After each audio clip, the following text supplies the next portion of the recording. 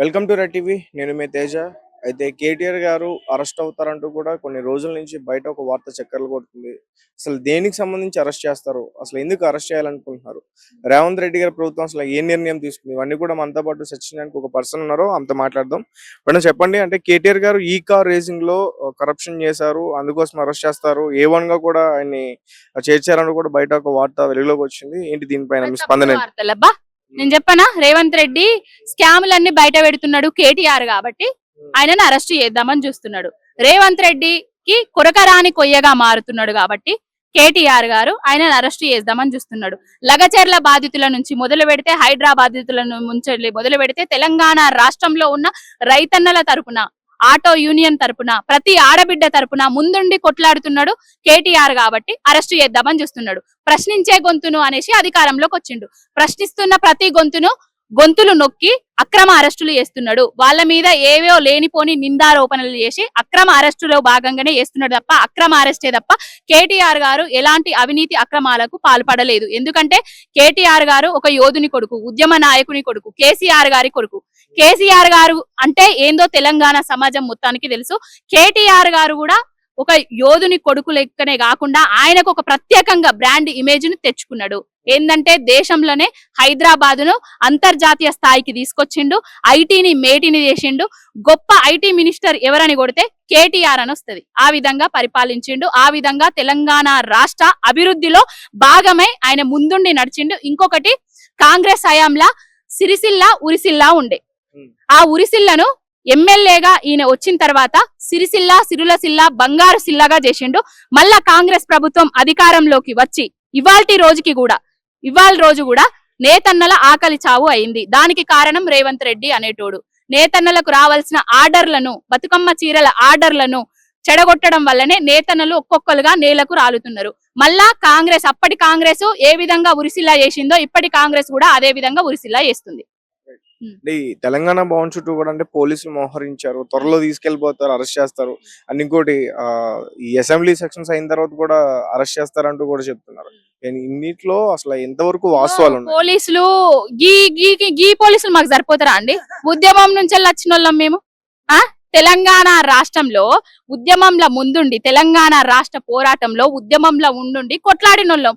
4.5 కోట్ల ప్రజలు కేసీఆర్ వెంట ఉన్నారు, బీఆర్ఎస్ పార్టీ వెంట ఉన్నది. ఈ పోలీసులు సరిపోతారా మాకు? బెటాలియన్ మొత్తం దిగాలే, గా జైళ్లు సరిపోవు. ఈ దేశంలో ఉన్న జైళ్ళన్నీ అరువు తెచ్చుకోవాలి రేవంత్ రెడ్డి రేపు.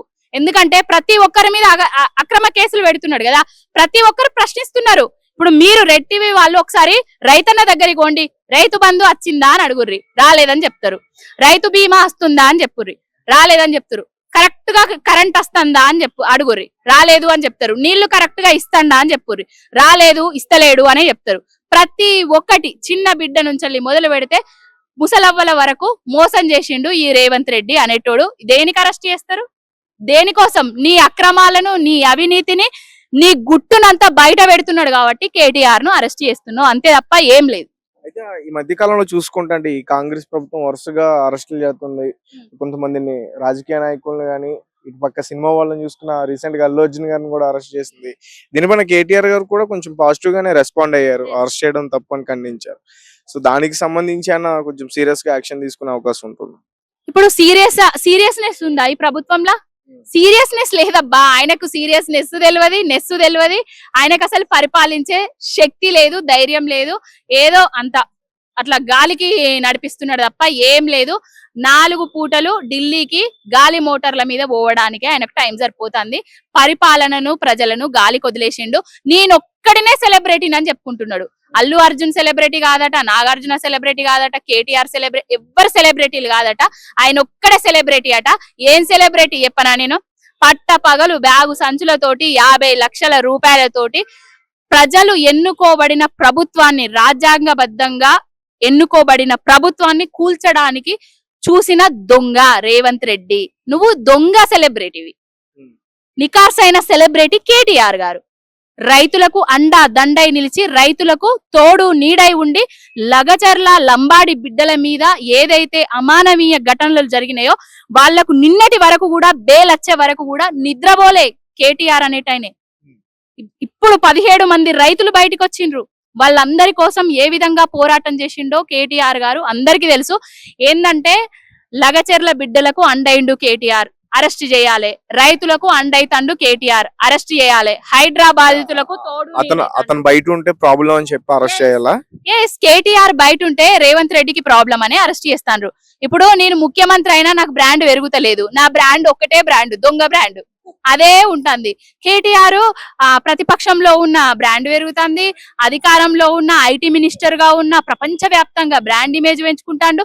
మరి అధికారం కోల్పోయినాక ఎమ్మెల్యేగా ఉండి కూడా, వర్కింగ్ ప్రెసిడెంట్ గా ఉండి కూడా ఇంత బ్రాండ్ పెంచుకుంటాండేంది అనేసి అక్కసుతోటి, కుళ్ళుతోటి, కుతంత్రంతోటి కేటీఆర్ గారిని అరెస్ట్ చేస్తున్నాడు.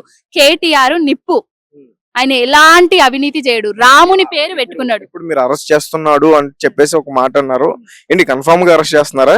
ఇప్పుడు డిసెంబర్ 9వ తారీఖు 7వ తారీఖు నుంచి వెళ్ళి అధికారంలోకి వచ్చిన దగ్గర నుంచి అరెస్ట్ చేస్తా అని అంటున్నాడు. అదే ఎట్లా ఏదో ఫస్ట్ కేసీఆర్ గారి నేమ్ వినిపించింది. కేసీఆర్ గారిని ముట్టుకుంటే నాశనం అయిపోతాడు. అసలు ఏమైపోతాడో రేవంత్ రెడ్డి అనేటోడు ఊహించుకోలేడు. దేశమే అసలు అదే. ఇప్పుడు ఆల్రెడీ కవిత గారు అరెస్ట్ అయ్యి కొంచెం అంటే టిఆర్ఎస్ పార్టీకి కొంచెం కొన్ని మైనస్ అయితే వచ్చింది. అండ్ ఇప్పుడు కేటీఆర్ గారు కూడా అరెస్ట్ అయితే ఇంకా కొంచెం పెరిగే అవకాశం ఉంటుంది కదా. ఇప్పుడు కవితక్క తప్పు చేసిందా, నిరూపించబడిందా కోర్టులో? ఆమె సుప్రీం కోర్టులో 5 నెలల పాటు జైల్లో మగ్గి న్యాయ పోరాటం చేసి బయటకు వచ్చింది. అక్కడ అసలు స్కామే జరగలేదు, అదొక స్కీము. అందులో ఆమెను రాజకీయ కక్షలో భాగంగానే కేసీఆర్ గారిని నేరుగా ఎదుర్కొనే దమ్ము ధైర్యం లేక కేంద్ర రాష్ట్ర ప్రభుత్వాలు చేసిన తప్పిదాల వల్లనే ఆమె ఆ స్కామ్ లో ఇరకడం జరిగింది. ఆమె ఎలాంటి తప్పు చేయదు. ఉద్యమ నాయకుడు కేసీఆర్ గారి బిడ్డలు తప్పు చేస్తారంటే ఎవ్వరు నమ్మరు. కేటీఆర్ రామునంతటోడు, రాముడు మంచి బాలుడు లెక్క. కేటీఆర్ గారు మంచికి మానవత్వానికి మారు పేరు. ఆయన ఎలాంటి తప్పులు చేయడు. ఏది చేసినా ఈయన ఏందంటే కుట్రలో భాగంగానే రామన్నను అరెస్ట్ చేస్తా అని తిరుగుతున్నారు. ఏదైనా చేసుకొని అండి, ప్రతి దానికి సిద్ధంగా ఉన్నాము, కొట్లాడతాము. న్యాయస్థానాలు ఉన్నాయి, కోర్టులు ఉన్నాయి. ప్రతి ఒక్కడికి ఎక్కడికి పోవాలో అక్కడికే పోతుంది. కానీ అధికారం ఎవరికి శాశ్వతం కాదు. ఇప్పుడు మీది అధికారం, మీరు ఆడుతున్నారు. అంటే మీరు కోర్టులో ఉన్న అధికారం ఉంది ఇవన్నీ చెప్తున్నారు కదా, కానీ వ్యవస్థలన్నీ వాళ్ళ చేతిలో ఉన్నాయి కదా. వ్యవస్థలను చేతిలో పెట్టుకొని ఏం చేస్తారో చూద్దాము. న్యాయస్థానాలు అరే మనం పోరాడదామని చెప్తున్నాను కదా. అధికారం ఎవరికి శాశ్వతం కాదు. ఇప్పుడు వాళ్ళ అధికారంలో ఉండొచ్చు, రేపు మేము అధికారంలోకి వస్తాము. ప్రతి ఒక్కదానికి ఉంటది, చర్యకు ప్రతి చర్య అయితే తప్పకుండా ఉంటది.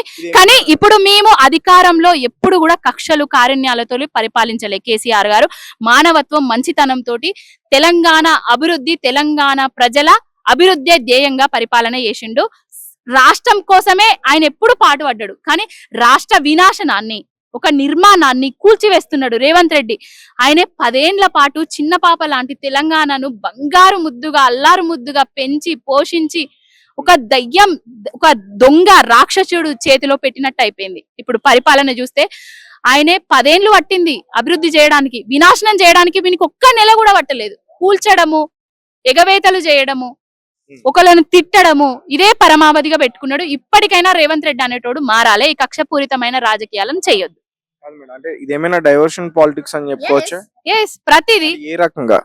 రైతు బంధు అడిగినాము, రైతు బంధు కాదు రైతు భరోసా ఎక్కడరా బిడ్డ అని అడిగినాం. లగచర్లలో అది చేపించిండు, రైతుల మీద దాడి చేపించిండు. ఏం రాబాయ్ తులం బంగారం అని అడిగినాము. ధన్వాడ ఫామ్ హౌస్ సంథింగ్ అది రేవ్ పార్టీ అనేసి చెప్పిండు, అది డైవర్ట్ చేసేసిండు. ఇంకొకటి ఏంటంటే నీ హామీలేవి, మహిళలకు 2500 రూపాయలు నెల నెల ఇస్తా అని చెప్పినావు కదా అని అడిగినాము. అడిగితే ఏం చెప్పిండు, మహిళా మంత్రిని ముందట పెట్టిండు. కేటీఆర్, సమంత, రకుల్ ప్రీతి సింగ్ అనేసి అమానవీయమైన మాటలను బయటికి తిప్పిండు. ఆయన బ్రాండ్ ను తగ్గించాలని చూసిండు. అయినా కూడా ఎక్కడ తగ్గుతలేం కదా, అన్ని అడుగుతున్నాం కదా. అన్ని డైవర్ట్ కావడానికి 420 హామీలు, 6 గ్యారంటీలు డైవర్షన్ చేయడానికి, ప్రజలను డైవర్ట్ చేయడానికి మాత్రమే ఇలాంటి ఘటనలు చేస్తున్నాడు. ఒకసారి వేస్తాడు, 2 సార్లు వేస్తాడు, 3 సార్లు వేస్తాడు. ఇప్పుడు 4వసారి 5వసారి అనుకుందాం. జనాలందరికీ అర్థమైపోయింది వీడు గ్యారంటీలను అమలు చేయకనే ఇలాంటివి చేస్తున్నాడు, అమలు చేయమని అడిగినోళ్ళ మీద కేసులు పెడుతున్నాడు అనేసి అర్థమైపోయింది. మేడం, అంటే ఇంత జరుగుతున్నా గానీ కేసీఆర్ గారు అసలు ఎందుకు నోరు మీద పట్టలేదు, రెస్పాండ్ అవ్వట్లేదు? ఇప్పుడు ఇవాళ ఒకటి శాసనసభలో ఒక సంఘటన జరిగింది, అందరం చూసినాం, సోషల్ మీడియాలో ట్రోల్ అవుతుంది. వీర్లపల్లి శంకర్ అనేటోడు ఒక ఎమ్మెల్యే, షాద్ నగర్ ఎమ్మెల్యే. అలాంటోన్ని ఆ ప్రజలు పాపం ఎట్లా గెలిపించుకున్నారో అర్థం కావట్లేదు. 6 గ్యారంటీల పేపర్ ను శాసనసభ సాక్షిగా పండ్లల్లో పాస్ తీసుకున్నాడు. ఒక సంస్కారం లేని కుసంస్కారి ఈ రోజు ఎమ్మెల్యేల మీదకి పేపర్లను, మైకులను, చెప్పులను చూపించిండు. అంటే కేసీఆర్ గారు బయటికి వస్తే వీళ్ళు ఏం చేస్తారో అర్థమైతుంది కదా. వీళ్ళ కుటిలమైన రాజకీయాలతోటి